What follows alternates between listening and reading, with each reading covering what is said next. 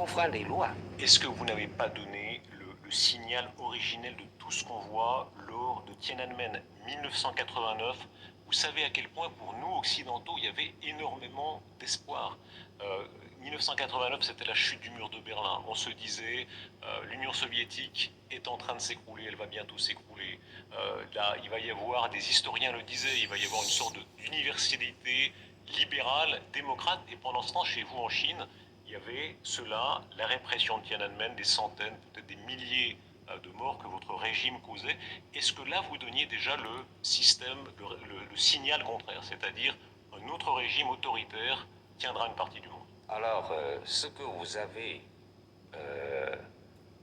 sur les informations de l'incident de la place Tiananmen de 1989 sont plus que des incidents, pardon, des centaines de morts ou des milliers de morts, incidents et malvenus. Je n'ai pas fini. Je vous laisse finir. Sont pour la plupart fake news.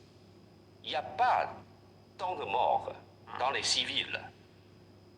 Je me souviens que aussitôt après la fin de cet événement, le porte-parole du gouvernement chinois a affirmé qu'il y a une centaine de morts de civils, mais du côté de l'armée, il y a une centaine aussi de soldats qui sont morts, qui sont tués par les émeutiers.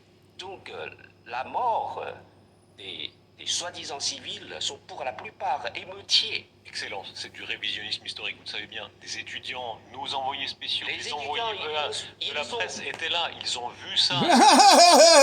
L'homme seul devant le char. Peut-être il y a des étudiants, peut-être il y a des étudiants qui sont morts, mais la plupart des morts de soi-disant civils, pourquoi je dis soi-disant? Parce qu'ils sont armés, ils sont émeutiers.